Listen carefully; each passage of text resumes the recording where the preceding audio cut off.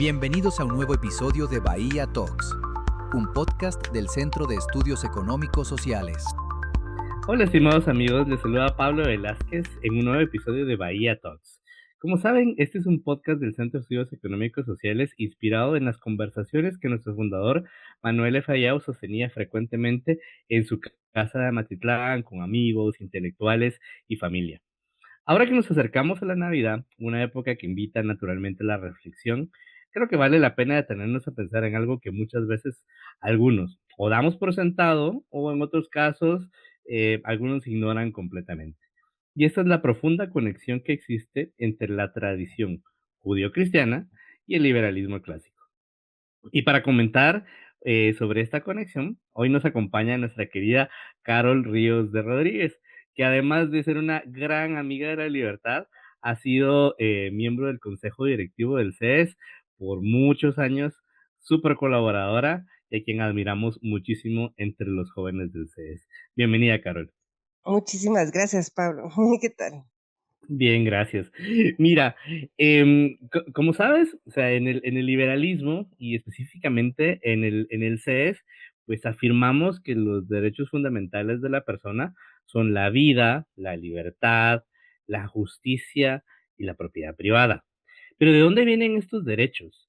Em, ¿Hay alguna relación con la tradición judio-cristiana de la que hayamos tomado estas nociones que son fundamentales para el liberalismo? Sí, mil gracias. La verdad es que en el CES creemos que los derechos fundamentales no son concesiones del Estado, ni son producto de un consenso político, sino que vienen antes del poder. Y esto lo tenían muy, muy claro los autores clásicos liberales como Frédéric Bastiat, y también Adam Smith, lo vemos en muchas de las obras originales, Locke, ¿verdad? Y ellos parten de una concepción judio-cristiana que entiende que las personas tienen una dignidad inherente por el hecho de ser personas, por el hecho de que cada persona es un fin en sí mismo y no un medio, y porque somos criados por Dios.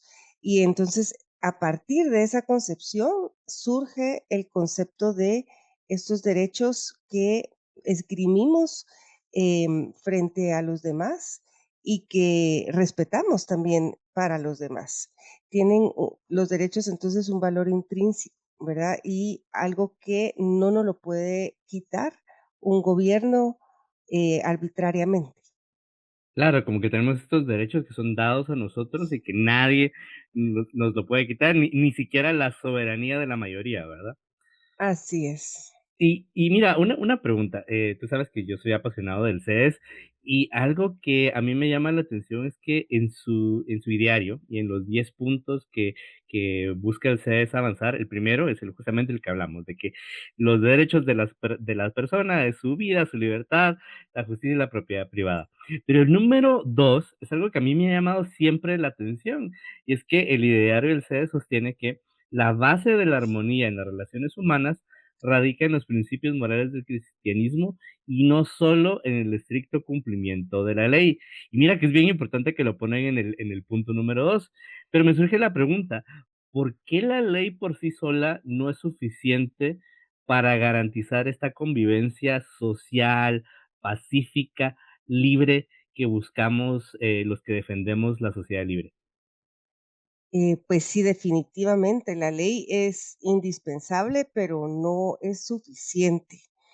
Em, la ley nos sirve para ordenar, para trasladar, digamos, algunos de esos principios generales que nosotros antes, previamente, ya habíamos aceptado. Se necesita como esa conciencia interior, una un consenso en torno a ciertos conceptos morales que ayudan a hacer valer la ley, ¿verdad?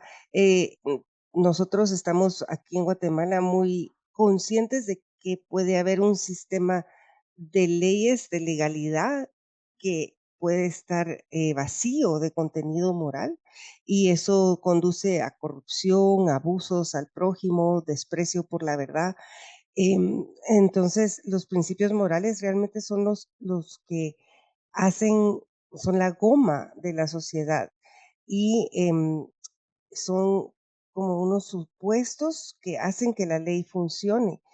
Y si perdemos ese fundamento moral compartido, entonces la ley como que pierde peso, ¿verdad? Y la armonía social entonces requiere de todas estas virtudes que practicamos nosotros voluntariamente y por considerar que esto es bueno para nosotros mismos. Claro, lo que te escucho decir, es que esta ley, especialmente la ley positiva, o sea, no la ley como lo Mm, diría Hayek, sino que mm. esa ley que la gente cree que viene del proceso legislativo, etcétera, no es nada si no tiene esa goma moral, ¿cómo fue que le dijiste? Esa, Sí. ese pegamento de principios que compartimos, ¿no? Sí, de Y hecho, para Hayek, la ley con L mayúscula está basada en esa comprensión que se tiene de la naturaleza humana y de los valores o virtudes que tienen que regir la convivencia armoniosa, ¿verdad? claro, y lo que me recuerda es que en la civilización occidental, esta de la que somos parte, a veces, aunque sea periféricamente, somos parte de esta civilización occidental, a veces muy metidos, pues esa goma viene de esos principios de los que hablábamos antes, ¿no? De esas nociones, independientemente de que alguien sea creyente o no creyente, pero de esas nociones compartidas que nos heredó la tradición judío-cristiana. Y Yo tengo una... yo te diría que Sí. sí somos Occidente, 100%, porque, a partir de 1492 vino a nosotros, esa cultura, occidental y la asumimos completamente con todo y el cristianismo, ¿verdad? Entonces, yo estoy de acuerdo contigo que no hay que ser practicante, pero ya viene dada, digamos, en la forma en que organizamos la sociedad, esa, esa base de principios judeocristianos. No, y creo que es importante eso, porque al final son estas nociones compartidas, estos significados compartidos, si queremos hablar a un nivel filosófico, Mm, los que le dan sentido a nuestra cooperación, no solo económica, sino que social, ¿no? Y así es. tengo una pregunta para ti. ¿Qué pasa, por ejemplo, en una civilización, o sea, en la civilización occidental, si nos olvidamos de dónde vienen estas raíces, si nos olvidamos o lo que es casi igual, o sea, no nos olvidamos, pero las damos por sentado. ¿Qué pasa en una civilización cuando se olvida de dónde vienen esas raíces, esas nociones morales que fueron las que nos hicieron, primero, ser lo que somos y segundo, prosperar? Yo te diría que lo estamos viviendo actualmente. Muchos autores comentan la decadencia de Occidente o el fin de Occidente o la crisis occidental y tiene que ver un poco con ese olvido de las raíces morales y culturales de la libertad. Y lo que pasa entonces es que la libertad puede entenderse de mil maneras, se puede entender como libertinaje y no como algo que está compenetrado de una responsabilidad personal. Em, Luego los derechos se vuelven bastante vagos, amorfos, ya no reclaman deberes y el poder, sobre todo a mí me preocupa mucho, yo creo que a todos en el CES nos preocupa mucho el ejercicio del poder, pues el poder político se vuelve arbitrario porque no tiene nada que lo limite o que lo supere, o que lo enmarque dentro de un contexto, y le ponga límites. Entonces, históricamente la libertad, cuando se separa de la dignidad humana y de la verdad, se vuelve muy manipulable y esto es muy peligroso. Y tengo una pregunta, porque tal vez tendríamos amigos, que probablemente nos recuerden que también el liberalismo en sus orígenes, pues, fue una respuesta también como a sacar a separar a la Iglesia del Estado, tú has oído estos argumentos, pero ¿por qué ese esfuerzo inicialmente noble de poner, a dar al César lo que es de César y a Dios lo que es de Dios, podríamos decirlo de esa forma, o de poner en su justa esfera o en su justa ciudad cada cosa? ¿Por qué ha derivado en relativismo? ¿Por qué ha derivado en que, bueno, ahora ya todo vale, ya no importa? ¿Por qué crees tú que nos hemos movido como de una defensa de la libertad con principios a una defensa de la libertad un poco más relativista? ¿O me estoy Ultranza. equivocando en la lectura? Sí. No, yo creo que sí, ocurre eso. Un poco como que no entendimos bien que la separación de iglesia y Estado conviene mucho, tanto a la iglesia como al Estado.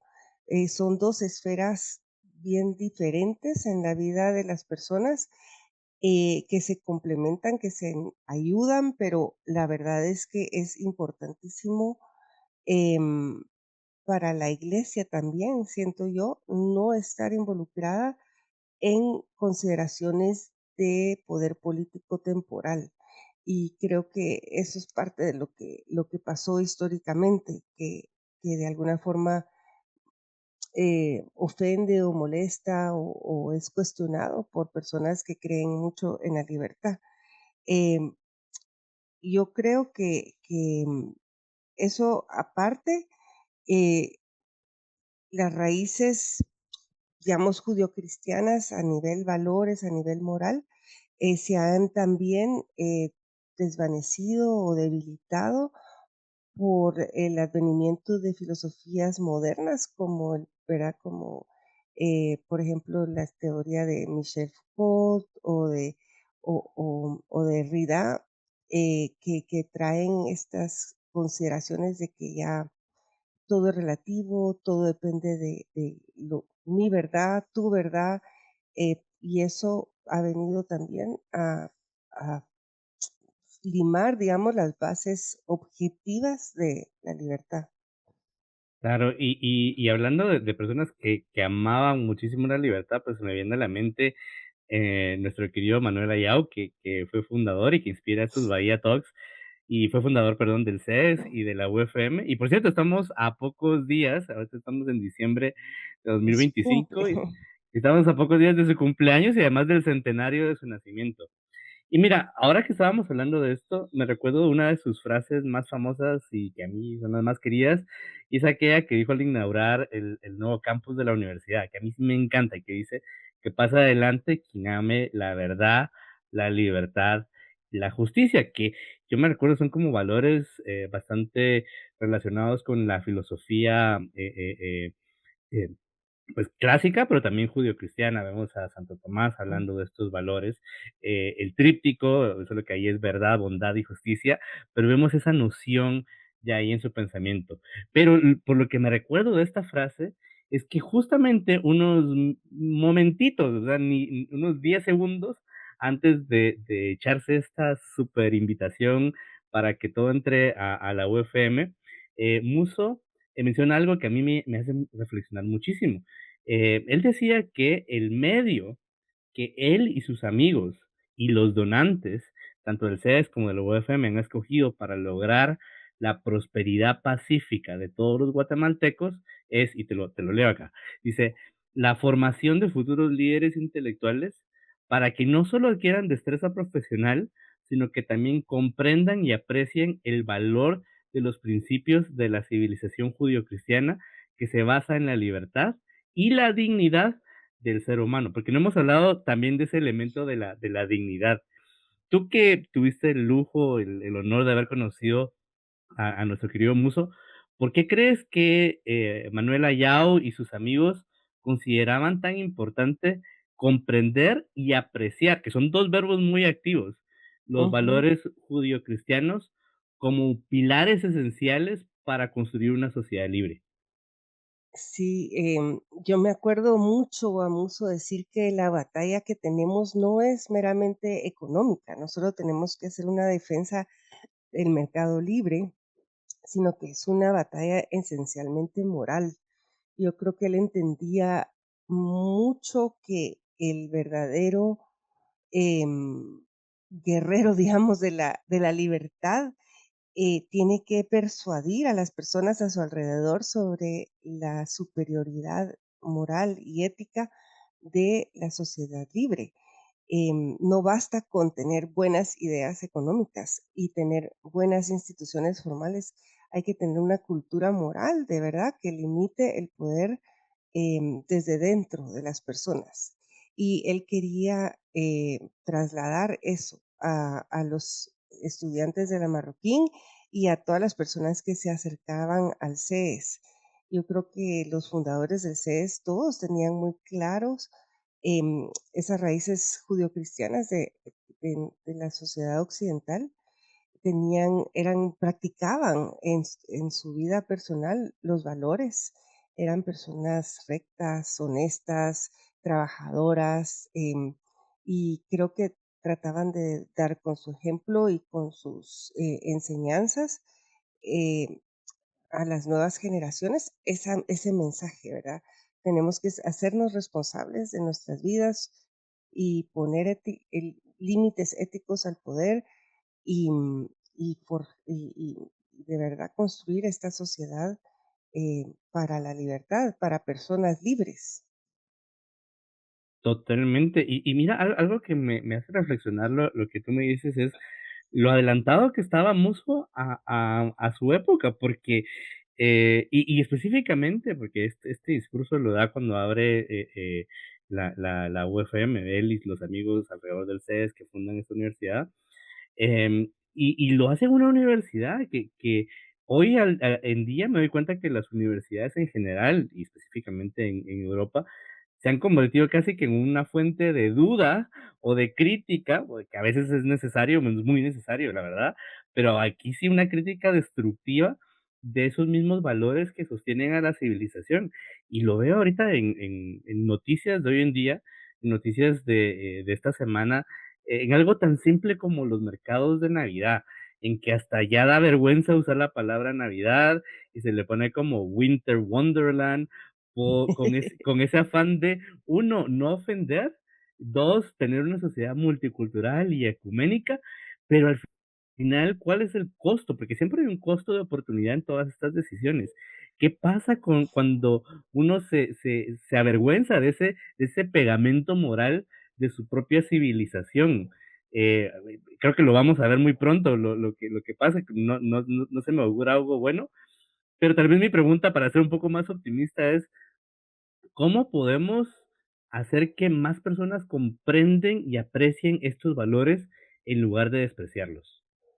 Sí, yo creo que estamos viviendo un poco los efectos de lo que hemos dado en llamar woke, ¿verdad? El wokeismo, que es unas ideas progresistas que el hombre puede desafiar todo, todo, inclusive la biología y la ciencia, que todo se puede deconstruir, todo se puede reorganizar, que todo es relativo, como mencionamos antes, ¿verdad? Y eso caló mucho en los campuses universitarios. Creo que la Marroquín se salvó gracias a tener conjunto de valores tan claramente demarcados en el ideario y porque la defensa de la libertad requiere como el reconocimiento de una verdad objetiva y eso no lo tienen otras universidades. Em, Creo que el péndulo viene un poquito de regreso, no sé si lo percibes tú. em, y ya no están todas estas, la diversidad, equidad, inclusión, teorías de género, un poco el multiculturalismo, ya está siendo cuestionado por sus efectos nocivos sobre la sociedad. Y primero Dios, pues el CES pueda seguir siendo como esa antorcha, esa luz que guía de vuelta a las personas a ideas imperecederas, a valores que son universales y a conceptos que son generales para que así podamos eh, retomar, digamos, la construcción de una sociedad libre. Sí, y yo creo que tocas un punto ahí muy importante, y es que al final uno de los grandes enemigos para, sostener esa sociedad, para construirla, es caer en el relativismo, ¿no?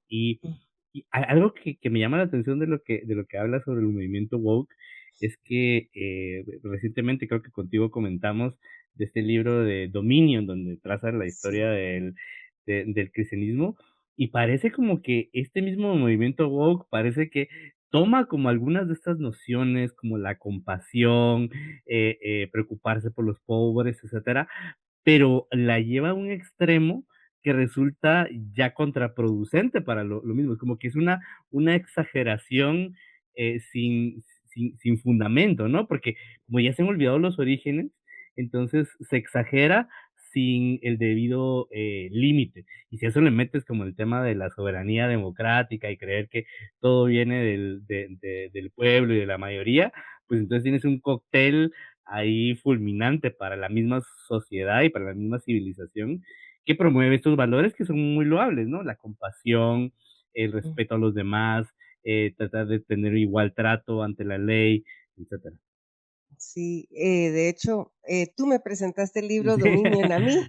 Sí, Me parece una contribución muy buena de este historiador británico para la comprensión de las raíces judio-cristianas de la sociedad occidental, siendo él no creyente, ¿verdad? Yo creo que claro. es bien importante esa, esa realidad que se puede reconocer, respetar, valorar esas raíces judio-cristianas sin necesariamente ser practicante. No, y por supuesto, lo ves también como en el CES, que tú sabes que el CES es una organización, no religiosa, No pero religioso. tiene en su ideario, pues, esta comprensión de las raíces de nuestra civilización. Y creo que eso es importante, tenerlo en cuenta, porque si no, creo que vamos a perder esa batalla, porque otras civilizaciones con diferentes, pegamentos morales, como le llamas, em, pues puede ser que tengan más confianza en sí mismo. Yo me recuerdo de un libro, no sé si tú lo leíste alguna vez, de Henry Hazlitt, The Future Will Run Again, algo así se llamaba, no me cites en el nombre, pero es una distopía donde el socialismo gana y el capitalismo pierde. Y él decía algo que a mí me llama mucho la atención y que también creo que es aplicable para la civilización, y es que el capitalismo o la civilización occidental no van a perder porque sean inferiores. Producen paz, producen riqueza, producen bienestar, producen más de lo que queremos, incluso producen más igualdad, más equidad, todo lo que la gente quiere. Pero la razón que Henry Hazlitt da en el libro por la cual en su historia, esta distopía, pierde el capitalismo, es pues porque se pierde fe, y no estoy hablando de fe religiosa, sino que se pierde Ujú, confianza en los principios mismos de la propia civilización. Y a ujú. mí me preocupa mucho que por ese camino vamos. Eh, no sé, Sí, soy, se, se- con lo que se- decías del péndulo, soy optimista, pero a la vez me preocupa que el péndulo dentro de un par de años vuelva con más fuerza para el otro lado. pues eso justifica la labor del CES y nos impele a hacerlo más y de una mejor forma, ¿verdad? em, hacer esa defensa de los principios que cimentan la sociedad libre y de tratar de como contrarrestar algunas de estas malas ideas que andan circulando. Hazlitt tiene razón hasta cierto punto de que muchas veces las malas ideas triunfan porque las personas se dejan llevar por la emotividad y creo que lo estamos viendo mucho también, ¿verdad? Por la emotividad em, por la compasión, el concepto de compasión suenan en papel, ¿verdad? El socialismo suena en papel como más compasivo, como más misericordioso, como más justo y cabal. Eso es lo que tenemos que contrarrestar, ¿verdad? Con argumentos y con una defensa moral de la libertad, de los sistemas libres. Sí, yo creo que es súper importante y de nuevo, creo que esto es un tema separado de cualquier sea tu creencia, o sea, comprender y apreciar es algo que incluso alguien que no crea, puede hacerlo. Yo me recuerdo de Friedrich Hayek, que es uno de los grandes defensores de la tradición de la civilización occidental, y veo en Hayek alguien que, no me recuerdo ahora cuáles son sus preferencias religiosas personales, pero veo a alguien que comprende y aprecia el valor de esos principios que fundamentan nuestra civilización.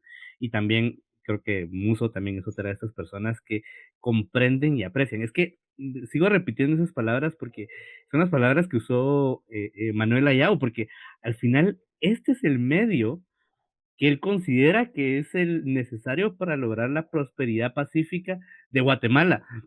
Es que a mí me Ujú. parece como medio loco, porque cualquier otro economista te diría: "No, necesitamos como recortar impuestos, o necesitamos", pero Musso se va a la base, como que a la raíz última, y es comprender y apreciar estos principios.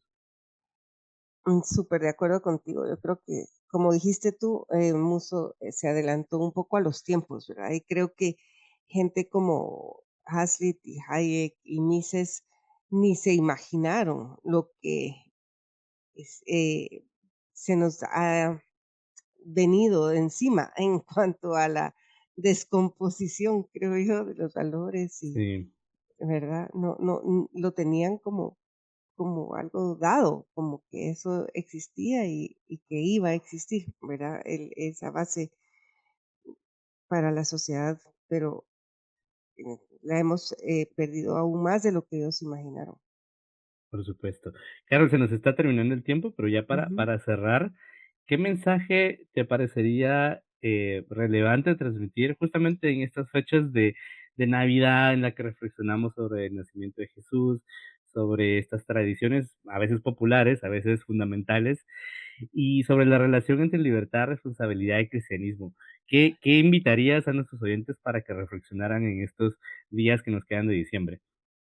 Pues yo he estado pensando mucho en el niño Dios y que se hizo hombre y no se nos impuso, ¿verdad? El cristianismo realmente se basa en una adhesión voluntaria y Jesús viene a la tierra para invitarnos, para servirnos, no para dominar, no para imponerse. Y yo creo que es modelo de lo que es la libertad auténtica, una libertad que es don y que se acompaña de la responsabilidad personal.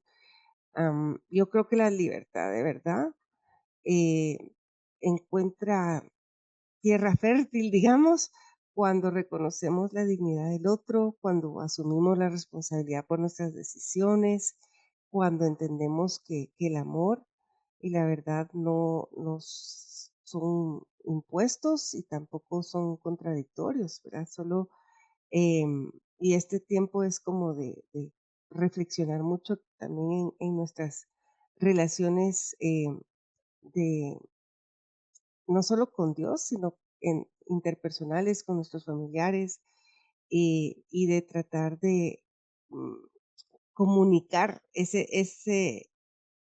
esa calidad, digamos, de amor y esa calidad de libertad duradera y basada justamente en esa aceptación de la dignidad inherente de la persona humana. Entonces, sí es un tiempo muy bonito para estos mensajes. No, creo que me encanta ese llamado que nos haces para reflexionar en ese regalo tan bello de Niño Dios, de libre albedrío, eso es lo Ujú, que te escucho ujú, decir, de ese libre sí, albedrío que al final es la esencia de la libertad y de esa dignidad que todos tenemos como seres humanos y que nadie, absolutamente nadie, ni la mayoría más grande, puede violar. exactamente, sí. Buenísimo. Muchísimas gracias, Carol. Te deseo una feliz Navidad y una feliz Navidad a todos nuestros oyentes. Feliz año nuevo y esperamos en 2026 seguir avanzando en la libertad. Bueno, Muchas gracias, Fran. gracias, Carol. Un abrazo y nos vemos en 2026. Gracias por escucharnos. No te pierdas nuestros capítulos disponibles en Spotify y YouTube. Hasta la próxima.